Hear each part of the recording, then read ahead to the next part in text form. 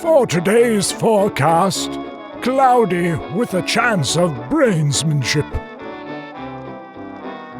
In this video, I'll be using transgender theory to debunk transgender theory. My goal is to give transgender theorists as much of their own view as possible and still show that according to their own theory, no one in our society is transgender. But what do I mean? I'm using the term transgender theory as an umbrella term for a family of theories that believe at least two things: that gender is a social construct, and that a person's gender doesn't need to correspond to their biological sex. While I don't agree with either part, I'll be using the first part of transgender theory to undermine the second, arguing that if gender is a social construct, then no one in our society is transgender. But how can this be? Consider the meaning of a social construct. It's a concept that exists by social consensus. It's what society creates, accepts, shares, and/or recognizes. In this context, it's our collective thoughts about what gender is. Now ask, what if society only constructed two genders that are determined by a person's biology? Then, if gender is a social construct, there would only be two biologically determined genders. So it's not enough only to show that gender is a social construct, because society could still construct the traditional view of gender. Instead, there are at least two steps needed to show that a person can be transgender. Step 1, show that gender is a social construct. Step 2, show that society shares in the recognition that a person can be transgender. Step 2 is the part that's often left entirely out of the discussion. Remember that a social construct is what society creates, accepts, shares, and/or recognizes. But does society share and recognize the transgender category? Did society construct being transgender as an option? This is the all-important question. There seems to be a disconnect when people say gender is only a social construct. I don't think making this appeal does what people think it does. We need to bridge the gap between social construction and the conclusions of the transgender view. What exactly is the argument? Gender is a social construct, therefore, trans women are women. Clearly, this doesn't follow. There's nothing connecting these two ideas.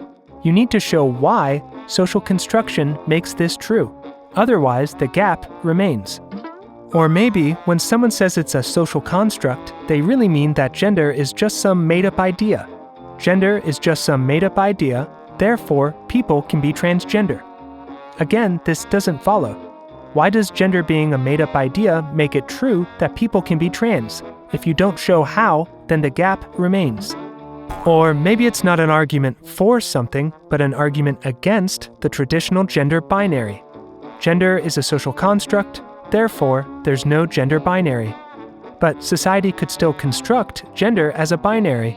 Perhaps people think that this means that the gender binary doesn't exist or isn't binding. But that's like saying that because money is a social construct, money doesn't exist or it isn't binding if you have a debt. Clearly, it's not enough to argue that something isn't binding just because it's a social construct, because social constructs can be binding.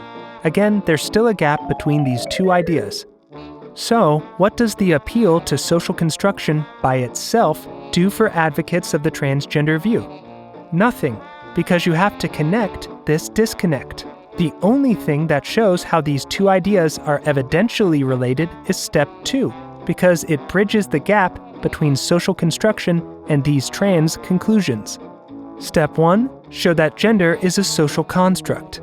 Step 2, show that society shares in the recognition that a person can be transgender. In other words, transgender theory is our social construct. Only now can you get to the trans conclusions. Unless the connection between these two cliffs is shown, none of these conclusions follow, so you need both steps. If only one of these two steps is completed, then you're only 50% of the way to showing that someone can be transgender. So let's find out. Let's skip the first for now and assume that gender is a social construct. Let's use social constructionism to debunk transgender theory. That's what I meant at the beginning. Have we completed step 2? Does our society share in the recognition that a person can be transgender? How would we know?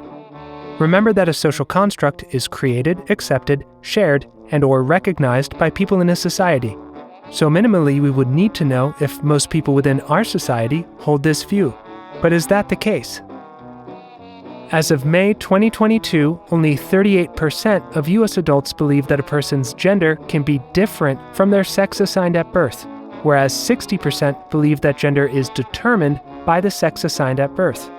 Not only does the transgender viewpoint not have majority acceptance, but support for this position is actually trending downward, as it lost 6% of support over a 5-year period. Aside from statistics, another way to test whether something is socially constructed is simply to ask if it is often disputed. A social controversy is not a social construct. It's hard to think of a topic that stirs up more controversy in our society than the transgender debate. Interestingly, only 2% of respondents from the earlier survey did not have an answer. This debate has made it into every corner of our society, and just about everybody has an opinion about it, and often a very strong opinion at that. So, based on the inability to obtain majority support and the controversial status of the question, it seems pretty safe to say that our society does not share in the recognition that a person can be transgender. We haven't created, accepted, shared, or recognized this idea as a society. But doesn't this argument leave the door open for a future where people can be transgender in our society? Can't I just argue that this is the future that we're heading to? No. Because then you'd have to deny the identity of all trans people today. Moreover, the next video shows why the door is not open and probably won't ever become open, because the predicament for transgender theory is even worse than this video presents. Also, please consider supporting me on Locals, which is basically a better version of Patreon. Your support helps me make enough time to create more videos at a faster rate.